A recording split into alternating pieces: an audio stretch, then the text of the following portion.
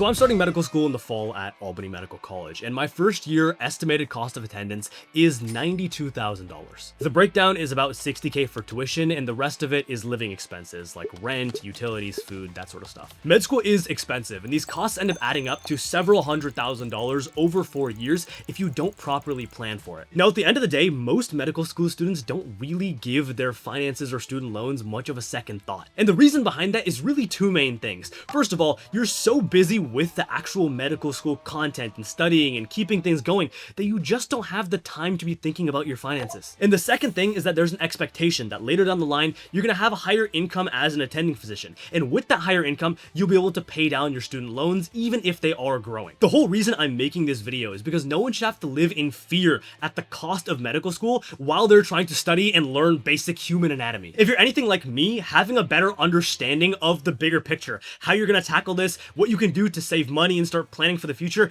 having that knowledge in itself will save you all the stress and hopefully make you feel more secure about how you're gonna plan to budget things accordingly. Now, I wanna make this very clear from the start so that you can save your time if you're watching this. This is not a comprehensive student loan guide video. The people situations are in can range from having to take out a full $100,000 a year student loan to having your parents pay for the entirety of medical school. And it's not possible to address every category in between. I'm just here to give you a couple tips that I'm doing or planning on doing so that by the end of watching this, you have the knowledge to save yourself a couple grand. The thing about financial planning and building credit is that there's a lot of advantage in having done these things over a longer period of time. So you're in way better of a position if you know these things and get started right now before you get too deep into your medical career, rather than researching them 10 years down the line and then just wishing that you had started them as a pre-med or med school student, because it literally would have taken you just a couple minutes to set yourself up in the future for success. Now look, the first step for us, if we're gonna have any sort of conversation around this, is to get clear on what the actual costs are. What I have pulled up here is the cost and aid page from the Albany Medical College website. If we just scroll down a little bit here, what you can see is the cost of getting a medical degree year by year. And so for my particular institution, they give you a very nice total for what the tuition plus what their estimated costs for these different categories are going to be. Now the tuition itself, this $58,000, this is a fixed cost and it's a number that's going to get revised every year. So there's nothing that we can really do there. But for some of these other options on the list, there is a bit more flexibility. For example, they're listing $1,800 as a technology allowance expense. What does that really mean? Usually these websites themselves are just like a general explanation of the costs, but if you scroll down further, they actually have a full PDF financial aid guide that you can go ahead, open up, and it gives you the explanations and breakdowns of everything that you're gonna have to deal with in this process. So for example, looping back to this technology allowance, this $1,800 they're listing here is what they're expecting you might spend on a laptop or an iPad, that sort of thing. Me personally, I have no intentions of buying a brand new laptop for medical school. I think my laptop now just works great, so I can actually deduct this from what the cost is gonna be for myself. Like I mentioned, there's not as much flexibility in regards to this tuition-ish cost. But if we scroll down a bit, you can see that they also have listed the estimated costs as a MD program year 1 and year 2 student. Now here's where the numbers in my eyes tend to be a little bit bloated. They're estimating the housing cost to be, for example, $1,200 a month. I know that my rent personally is well under $900 a month. For food, I don't spend $500 a month. Maybe if you were eating out every single day, but historically, I maybe spend around half or 2/3 of this on groceries. And now you can go through every item of this list, right? I don't spend $250 a month on phone and utilities. I live next to the med school, so my transportation costs are free. The bottom line here is that if you look at this final number down here, $2,600. Let's do a little bit of math real quick. If we open up a calculator and we do $2,600, which is what they estimate our monthly cost to be, times 12 months, we get a number of $31,000. So if you add this $31,000 plus the $61,000, what they're estimating for your first year costs, that's where you end up with this $92,000. But realistically, given the fact that there's so many things here where I'm probably going to spend less than what the numbers are, my actual cost of attendance is probably somewhere closer to around $80K for the first year. Now for your particular medical school and your needs, your rent might be higher, your food costs might be higher, or your utilities bill might be lower. You need to try to factor in what works for you and then come to some kind of a number that's a reasonable estimate of where you're at. So for me, I'm doing a lot of my personal budgeting and calculations based off of this $80K a year number. So that's nice. Now we have some kind of reasonable estimation of what the cost of medical school is going to be. But how do we plan the rest of our finances? So to build up my own personal savings and cushion, I've had a couple different income streams during my time in undergrad. I've had income from working internships. You might have had income from doing research or having a job. I also earn money off of my YouTube channel, as well as my online stand store where I do college consulting consulting and I have an essay review business. I remember when I made my first like couple grand, I just deposited it straight to my bank checking account, and I enjoyed looking at that like big number, which at the time was like 5 grand, but it was a lot of money for me. But the problem that you really quickly run into is the fact that in most bank checking accounts, you're getting basically zero interest. Behind the scenes, the bank is taking your $5,000 and they're investing it into a range of funds to make money on that, but you're not getting any cut of the loot per se. Instead, I think it's worth everyone's time to look into putting your money in a high yield savings account. These accounts, which are also called HYSAs, are accounts that give you typically around 4% interest on the money that you're putting in there, with significantly reduced risk as opposed to investing in the market. So just as an example, let's pull our calculator back up and imagine that you had $10,000 as an emergency fund that you had been keeping in your checking account. If you were to keep this in a high yield savings account, assuming that you're getting about 4% on the money, that means that you're getting about $400 completely for free just from moving your money from that checking account into a savings account. Now, different banks offer different promotions and rates in accounts. It might be simplest for you to just call up whatever bank you're keeping your money in right now and asking them if they have a good high yield savings account option. But before committing to that, it's also worth doing your research on seeing what other options there are out there. Me personally, I use Fidelity for a lot of my banking stuff. It just happens to be what my parents use as well, so I use it as well. Do keep in mind that with these high yield savings accounts, a lot of times the interest rates are variable. So for example, when the market's doing really well, they might increase it to 4.5% interest per year. But then when the stock market is a little bit more shaky, they might drop it down to 3.5%. TLDR, this option is basically for if you have money that's just sitting around as savings that you want to be able to quickly access. But because you're not actively using it or planning on using it, you'd benefit from having the interest on it grow and compound year after year. Now, a lot of my videos tend to build up step by step, and in my eyes, the next logical progression from having a high yield savings account is to open a Roth IRA. You might have heard of this before, like in school or your friends talking about it. Very simply put, a Roth IRA is basically an investment account that you can put your money into that has a very, very beneficial tax advantage. Imagine that you decided to invest in a company stock, say it was Apple stock, and you put $1,000 into that company. You bought a couple of shares. Now let's say that over the course of a year, that money ends up growing by 20%, and you end up having $1,200. Now, $1,200 minus the initial $1,000 investment you had is a $200 gain. If you decide to sell your Apple stock after seeing that gain, you're going to have to pay taxes on this $200. That's called a capital gains tax. The advantage of a Roth IRA is that you don't have to pay taxes on those gains. The reasoning behind that is that the money you're putting into a Roth IRA is post-tax dollars. So if you earned $10,000 from your job and they collected $1,000 as taxes, you're using this $9,000 and putting a portion of this into your Roth. So since you already paid taxes on that money once, the government is not going to tax your gains again. Now, there's one more twist when it comes to a Roth IRA, and that's the fact that this account is essentially a retirement savings account. So going back to our Apple stock example, right? If you had $1,000 you put into your Roth and it gained 20%, and now all of a sudden you have this whopping $1,200. What the government says is, hey, at any given time, you put in $1,000 to this Roth IRA, you can pull out that $1,000 and use it for something. If you want to use it to pay off your med school debt or you want to get a down payment on a house, you can feel free to pull that money out. But the $200 that you gained from the interest, that is not something you can pull out until you're 59 and a half. And at that point, you're drawing it out as part of your retirement. Okay, Pratik, you just threw a bunch of financial terms and clauses and factors at us. Why even push to do this? This just seems way too complicated to start. The reason it's so valuable and important to look into opening a Roth IRA now is because there's one key rule. You can forget everything else I've talked about until this point. You can learn that on your own. You can find that very easily if you just ask ChatGPT. But the one rule I want you to remember is the fact that you are only allowed to invest in a Roth IRA if you fall under a certain income bracket. So in 2025, you're allowed to invest in a Roth IRA if you're earning less than $150,000. All of us here are trying to become doctors, and what you might have just realized looking at this number is that your starting salary as an attending physician is very, very likely going to be more than this number. And so as soon as you're attending and you actually have the money to be able to put into your Roth and get those tax benefits and get those gains, you're actually not allowed to do it. And so in the long run of things, you'd be so much better off if while you have a low income as a medical school student and as a resident, you do everything you can to shovel money into that Roth IRA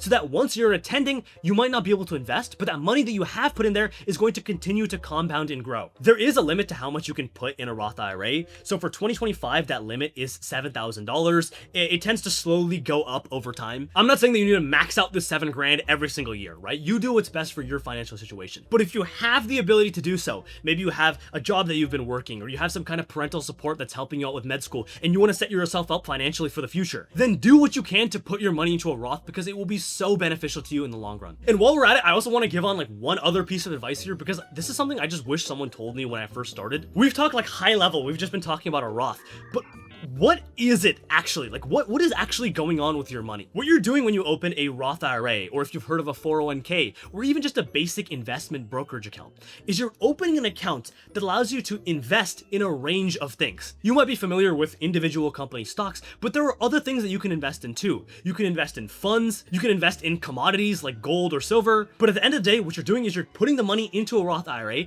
and then using it to buy something, some kind of investment that you believe will grow over time. This is not a financial advice channel, but what a lot of people tend to do is invest their money in what's called the S&P 500. The S&P 500 is basically a stock market index that tracks the growth of the top 500 US companies. And so if you're just looking for a place to start your research and your journey, typically a very sound, widely recommended investment strategy is to do something like 70% of your money into the S&P 500 and 30% into something else, something diverse. So for example, things like international stocks or mid and small cap US companies or gold. Now this comes with risk. Unlike a high yield savings account, which is just adding interest onto the money that you have in there, the stock market goes up, it also goes down. What you're generally betting on is that in the long run, over the next 30, 40 years, by the time that you're 59 and a half, the market is very likely going to go up by a couple of percent every year, and that benefit is going to compound. Time in the market beats timing the market. And so your philosophy here should be try to Occam's razor this, go with the simplest approach, get some kind of a financial advisor if you need it,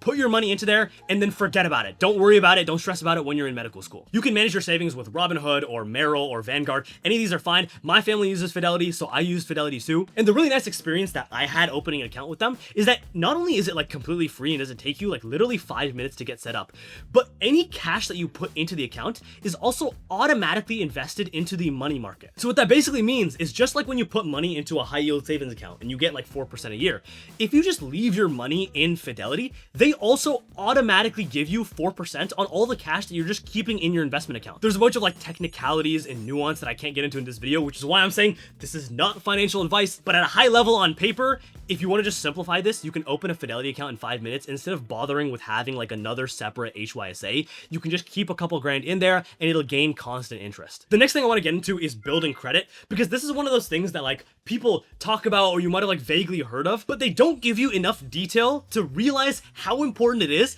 to start this right now. Why is building credit important? What even is credit? Credit is basically your ability to borrow money and get access to goods and services that you'll eventually pay back later, which is on a scale that typically ranges from 300 to 850. If you have a high credit score, so this varies based on different scales, but let's just say, for example, over 700 on that 850 scale, that typically means that you have good credit and you're simply put very likely to pay back a loan that you get. Now, if you take out a loan or you have a credit card and you're not paying back the loan, you're missing payments, you're being generally irresponsible with this, that impacts your credit score and your score goes down, which signals to future lenders that, hey, this particular person is not very responsible with their money. So if you're going to give them a loan, you should give them a smaller amount or make them pay higher interest rates when they're paying it back to you. It's really important to build credit in the long run because it opens a lot of doors and saves you money in the future. It's not something that you think about now, but in the future, eventually you're going to have to make insurance payments on a bunch of things in your life. Just imagine that in the future, you want to go into private practice and start your own clinic. Having good credit is what's going to enable you to get better quality loans. And even if you don't want to go down that angle, at some point, everyone's going to want to buy a house or buy a car. If you want to take out mortgages or loans to be able to afford these things, you'd be so much better off if you had good credit to get access to better quality financial resources. Now, to be very, very honest, I'm only telling you these actual why reasons in case you're curious.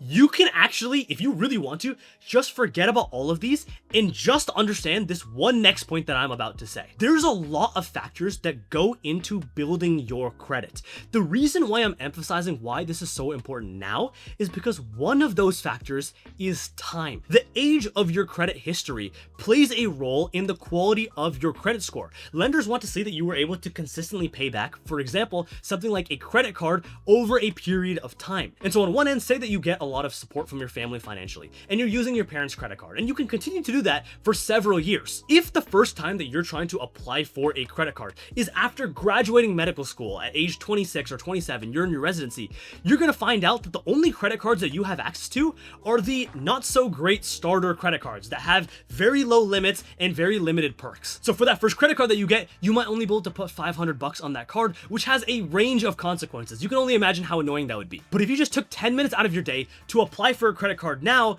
and then just be responsible with the way that you're paying it, well then you wouldn't have to think about it again. You could just have that credit card throughout your time in medical school, and when you graduate, now you have a credit history of 4+ years. That's the number one reason in fact that I just want to stick with you moving on. If you have no other care about credit, feel free to skip to the next section, but I do have some more useful details here that could save you another couple $100. Okay, Pratik, you want us to be financially responsible, you want us to build credit. How do we actually go about doing that as effectively a bunch of teenagers and young adults? The most straightforward way in my eyes to do this is to go ahead and get yourself a starter credit card. Now, there are a ton of different credit card options that you can get, and so this is where you do a little bit of homework to see what makes the most sense for you, see what people are talking about right now, at the time that you're watching this video, what the best options are. But I'm not gonna leave you hanging. There are a couple good options that I recommend starting by looking into. First of all, you wanna get a credit card that has 0 annual fee. And the reason for this is that this particular credit card that you have is something that you wanna keep open for a long period of time. We just talked about how the age of your credit history matters. The way that these credit card companies calculate this is they take all the credit cards that you have open, and you're allowed to have multiple credit cards open, and they calculate the average age of these credit cards. So for example, imagine that you have 3 cards open. One of them is 4 years old, next is 3, next is 2 years old. You average those, your average credit age is 3 years. So if you want to have multiple cards open for a long period of time, especially as a student, you don't want to be paying a $100 annual fee on each of your cards for the next 20 years. Instead, opt for cards that have a $0 annual fee so you don't have to worry about that at all. The most popular cards that I've seen students using in college are these ones on screen. I know that personally as a student, your goal here is to just simplify this, and so if looking at all of these different points and rewards and categories, all this is really confusing to you, the first credit card that I really got and took seriously was just the Apple credit card. It's by no means the best credit card out there, but it gives you a high starting credit limit. So for me, that was around $3,000 a month, which was more than any other card I had at the time. It has no annual fees, and their cashback system is very, very simple. Basically, whenever you spend on the card using Apple Pay, you get 2% cashback that's automatically added into your Apple savings account. It doesn't get more simple than that, and so if you just want to forget all the headache, you can go ahead and get yourself one of those, start building your credit early on, as long as you're doing something towards building your credit. Doesn't have to be the most optimized thing ever, but just taking 15 minutes out of your day to get started, that will save you hundreds, if not thousands of dollars in the long run. And if you want that one extra incentive to just get started, most credit cards have a promotional offer going on for when you get started. So for example, if you get a credit card and you spend $300 in your first month, they'll just give you $100 as a reward. That is more than enough credit talk. Let's briefly discuss scholarships and financial aid opportunities as well. I think it's worth your time to just go ahead and fill out the FAFSA every year. You never know when you might get a little bit of money from the government, or for example, even if your parents are the ones who are helping you financially pay for college, if their financial situation changes. Imagine that one year they just decide to retire, or in this current economy, something happens with their job and they end up switching companies, taking a little bit of break. All those things are reflected on your parents' tax return, and it might end up leading to you getting a little bit more money to help pay for college. Apply for scholarships and grants whenever they come up and you see them, even smaller local ones. If it's just something that's through your parents' company, or just for a particular club that you're involved in, or Greek life if you're doing that. All these couple $100 here or a couple thousand there, they all add up in the long run, especially when you take into account the fact that if you were to just take a student loan and have that interest build over time, usually those loans end up ballooning to either being 50% more or double what they originally started as. So if you were to get a scholarship that seems like it's just $2,000 now, in the long run, it might end up saving you $4,000, which is a much more substantial amount. Now, for the remainder of the money that you're going to use to pay for college, that's going to likely need to come through federal aid and student loans. Sometimes I watch financial advisors and planners on YouTube who are super duper anti-debt, right? Do everything you can to get out of it. I understand the sentiment that they're in, right? For the average American, the goal here should be to minimize your debt. You don't want to be drowning in hundreds of thousands of dollars if you can prevent it. But when it comes to the cost of medical school, it's not like undergrad where you have a ton more option for scholarship and just going to the local university that's going to save you money. Even if you go to an in-state medical school, it can still cost tens of thousands of dollars. And so when it comes to your loans, don't be afraid of them, but make sure you're using them intentionally. Here's my personal philosophy on spending, okay? I like to have a very practical approach to it. I don't think it's reasonable to just cheap out on every single thing. There are certain non-negotiables, certain items that you use every single day that are just worth investing the money in. For example, things like your laptop, the chair that you're sitting in that you're going to be studying in for the next 4 years of medical school, the pillow that you sleep on, or if you use an iPad for taking notes. All of these things are upfront costs. You might spend a couple $100 here, $1,000 there. But in the long run, if you're using them every single day, they're reliable, they're helping you be more productive, they're helping you learn more, then they're an investment worth making. You don't want to be that guy or girl who like cheaps out using like an old laptop or like a monitor that barely works, and then it ends up just dying on you 3 months into med school, and you have to spend just as much money to buy a brand new one. Like for a second, just take a look at this, right? This is the 2025 brand new M4 MacBook Air. It's $850.